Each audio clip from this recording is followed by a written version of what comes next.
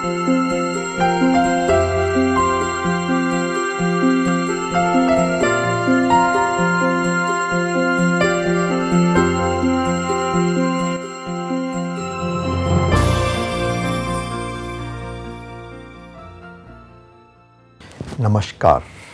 आप सभी का यहाँ स्वागत है, अभिनंदन है। हमारा आज का विषय है संगठन प्रबंधन के सिद्धांत और कार्य पद्धतियाँ। एक व्यापक परिप्रेक्ष्य में प्रबंधन का अर्थ किसी संगठन के वांछित उद्देश्यों की प्राप्ति के लिए मानवीय तथा दूसरे संसाधनों का समुचित उपयोग करना है। यह सिर्फ मानवीय तथा दूसरे संसाधनों का समुचित उपयोग करने के अलावा प्रबंधन के 5 मूल कार्य प्लानिंग, प्रबंध व्यवस्था, स्टाफ, नेतृत्व तथा नियंत्रण हैं। इसके अलावा जब हम प्रबंधन की बात करते हैं तो हम देखते हैं कि अलग अलग स्तरों पर प्रबंधन अलग अलग तरीके से होता है और हर एक स्तर पर एक कार्यक्षमता की आवश्यकता होती है। कई जगह ये कार्य निष्पादन के लिए आवश्यक होता है तो कई जगह जब हम देखते हैं ये कार्यकारी लेवल पर आवश्यक होता है। इसलिए प्रबंधन को अलग अलग दिशाओं से देखा जाता है। क्या यह उच्च स्तर का है, मिडिल स्तर का है या हमारे पहले स्तर का प्रबंधन है। इन सभी को देखते हुए यह देखा गया है कि मुख्यतः प्रबंधन में हम क्या करते हैं कि जो लोग हैं उनका प्रबंधन करते हैं किसी संगठन के वांछित उद्देश्यों की प्राप्ति के लिए। लेकिन इससे ज़्यादा ये कुछ और भी है। सिर्फ लोगों का मैनेजमेंट ही, लोगों का प्रबंधन ही नहीं है, लेकिन इसके अलावा इसके कुछ तत्व और भी हैं। इसमें दूसरे तत्व इस तरह से हैं जैसे कि नंबर 1 प्रबंधकों का प्लानिंग, प्रबंध व्यवस्था, स्टाफ, नेतृत्व और नियंत्रण का कार्य। प्रबंधक जो हैं उनका कार्य जो है सिर्फ लोगों का मैनेजमेंट ही नहीं है, लेकिन इसके अलावा उसमें वो प्लानिंग भी करते हैं और प्रबंध व्यवस्था भी करते हैं, अपने स्टाफ का नेतृत्व करते हैं और उनके इस तरह के कार्य रहते हैं। नंबर 2, प्रबंधन किसी भी संगठन के लिए अनिवार्य है।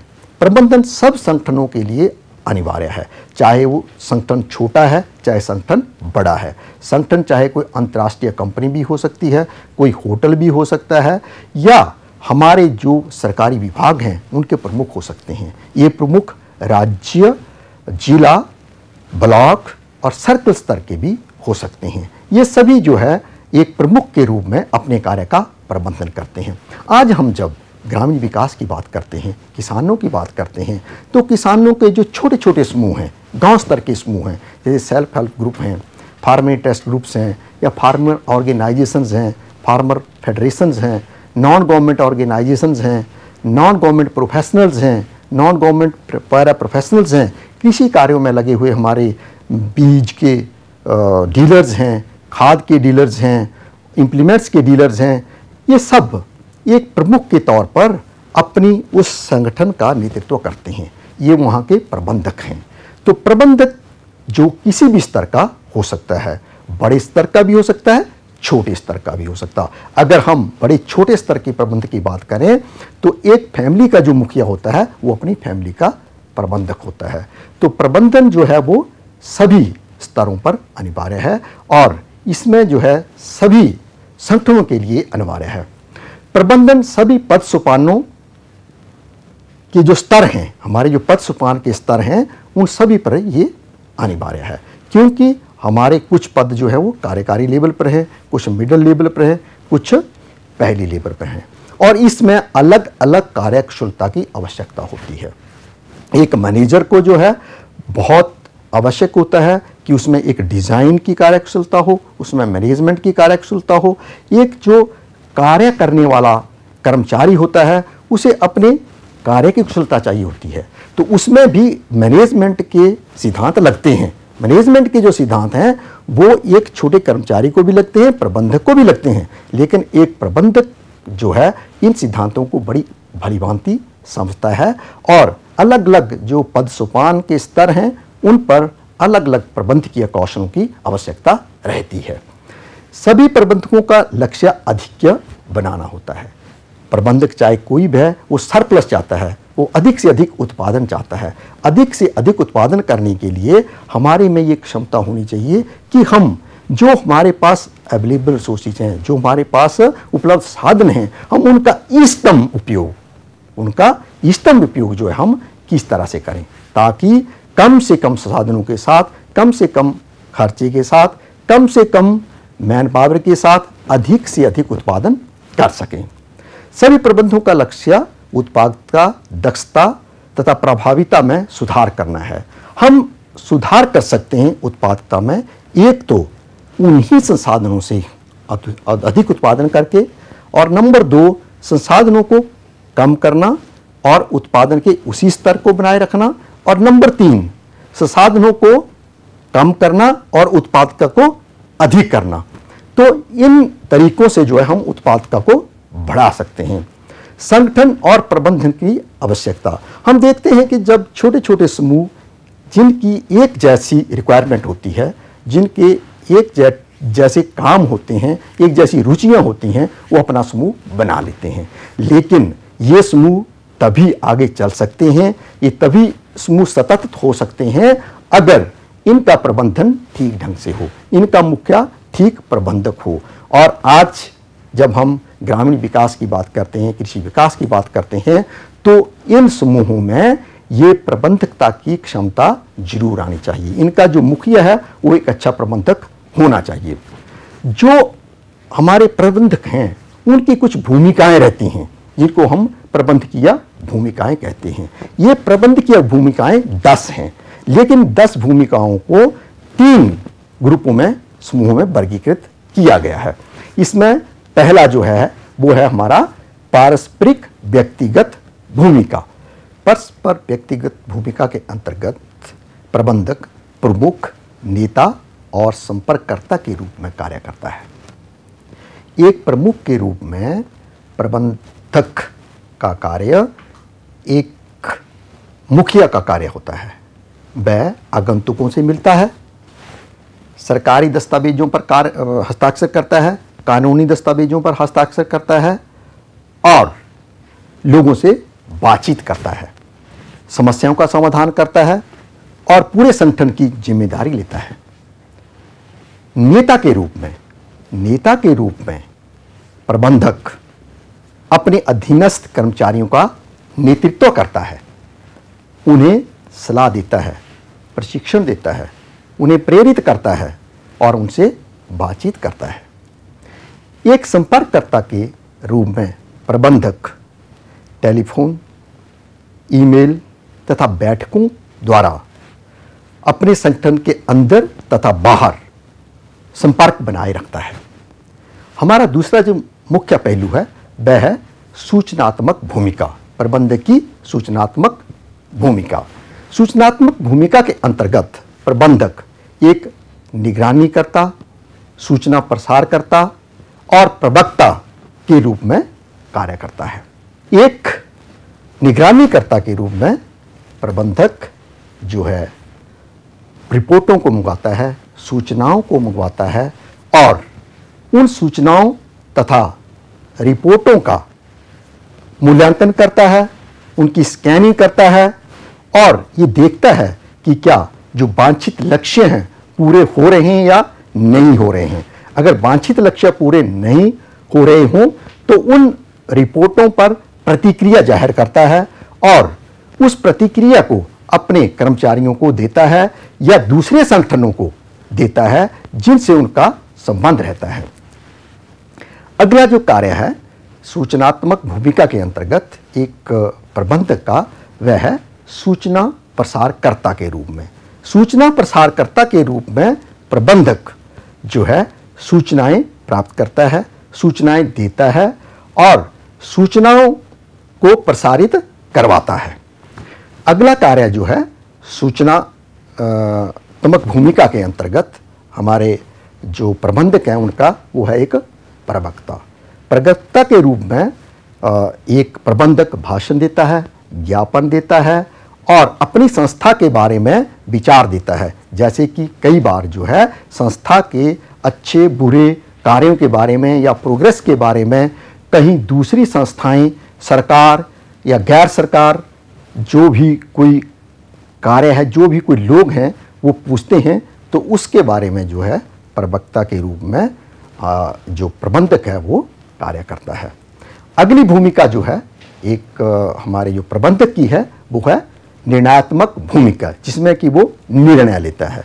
निर्णयात्मक भूमिका है उसके अंतर्गत वह एक उद्यमी, गड़बड़ी को संभालने वाला, संसाधन आवंटनकर्ता और वार्ताकार के रूप में कार्य करता है।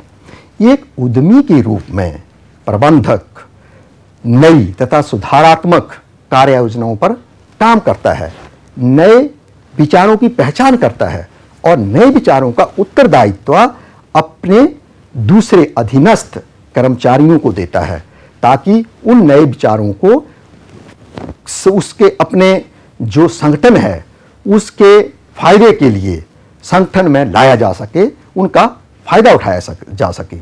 एक गड़बड़ी को संभालने वाला, सबसे बड़ी बात है जब कि संगठन की बात आती है तो वहाँ बहुत गड़बड़ियाँ होती हैं, झगड़े होते हैं, झगड़ा निपटारा, समस्या का समाधान, ये सब एक प्रबंधक के बहुत ही मुख्य कार्य हैं।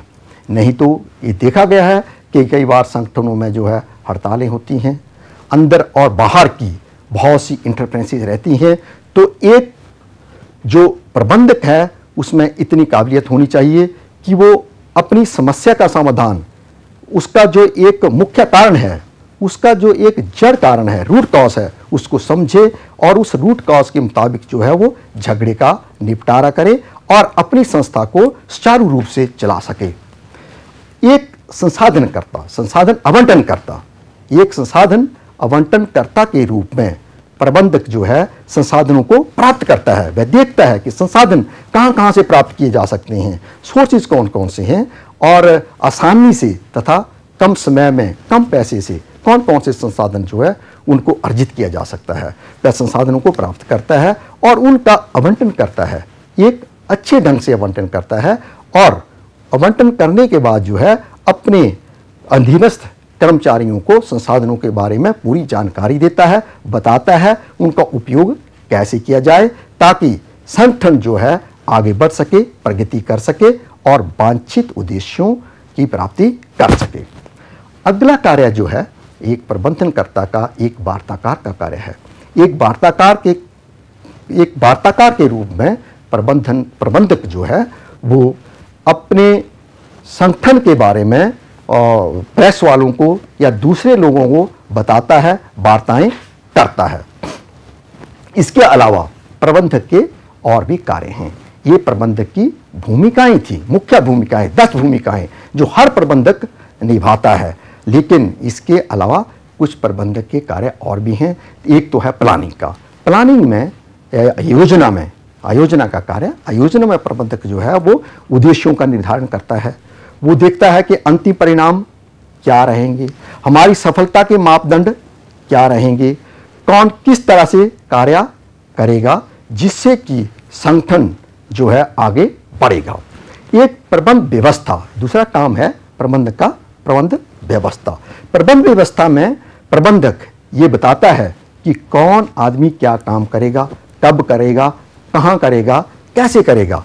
प्रबंधक की ये एक खासियत रहती है कि उसे अपने अधीनस्थ कर्मचारियों की योग्यता पर, कार्यकुशलता पर पूरा भरोसा रहता है। कार्मिक व्यवस्था को आजकल ह्यूमन रिसोर्स डेवलपमेंट कहा गया है। इसमें जो है कर्मचारियों का चयन करना, प्रशिक्षण करना, उन्हें उचित स्थान पर लगाना और अगर कर्मचारी कहीं एक स्थान पर ठीक ढंग से कार्य नहीं कर रहा है तो दूसरा कोई उसका अल्टरनेटिव विकल्प तलाशना जहां पर कि उसको लगाया जा सके।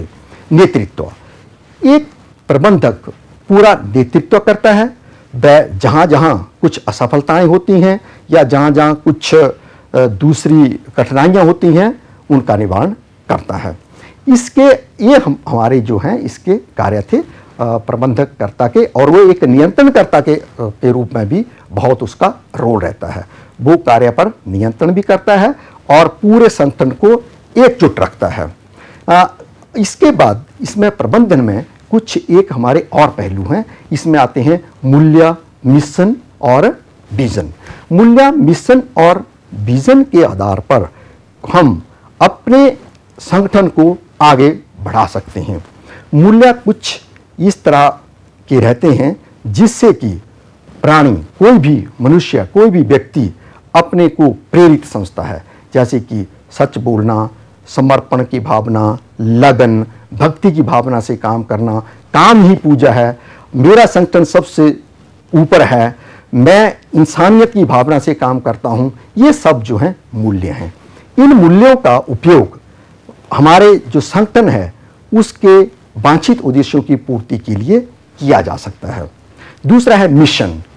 मिशन एक ऐसी चीज है जिसकी वजह से जो है कोई भी अधिकारी या कर्मचारी अलग से कार्य करता है, अपने जो संगठन है उसको अलग रूप देता है।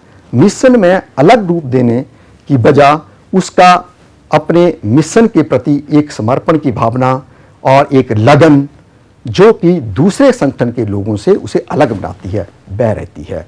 तो मिशनरी झील से किया गया काम एक व्यक्तिगत फायदे की कभी नहीं सोचता है। विजन एक बहुत ही महत्वपूर्ण जो कि हमें आगे का बताता है कि मेरा संगठन जो है 2 साल के बाद क्या होगा, 3 साल के बाद क्या होगा, 4 साल के बाद क्या होगा और आगे की समस्याएं क्या क्या होंगी। यानी कि विजन से हम एक भविष्यवाणी करते हैं कि भविष्य में हमारी क्या क्या समस्याएं हो सकती हैं, क्या क्या हमें फायदे हो सकते हैं और किस तरह से हमारा संगठन जो है आगे चलकर जो है वो काफ़ी अच्छा हो सकता है। तो ये सारी चीज़ें देखने के बाद ये निष्कर्ष निकाला गया है कि जो हमारा एक प्रबंधन है, एक संगठन का प्रबंधन है, उसमें हम नई नई कार्यपद्धतियां इंट्रोड्यूस करें। हमारे प्रबंधक जो हैं उनको पूरे संगठन के बारे में जानकारी होनी चाहिए, उनको प्रबंधन के बारे में पूरी जानकारी होनी चाहिए और प्रबंधन जो है पूरे संगठन के मूल्य, मिशन, विजन को निर्धारित करने योग्य होना चाहिए और साथ में अपने जितने भी कर्मचारी हैं, अधिकारी हैं या जो एक मुख्य प्रबंधक के अधीनस्थ दूसरे प्रबंधक हैं उनको एक साथ लेकर चलने से हम प्रबंधन व्यवस्था को उपलब्ध कर सकते हैं, एक अच्छी प्रबंधन व्यवस्था को उपलब्ध कर सकते हैं। इसके अलावा अब अगर आपको कोई संशय हो, कोई डाउट हो तो आप मैनेज की वेबसाइट या मैनेज द्वारा दिया गया लिटरेचर जो है उसमें देख सकते हैं और अपने डाउट्स को, अपनी संशयों का समाधान कर सकते हैं। धन्यवाद।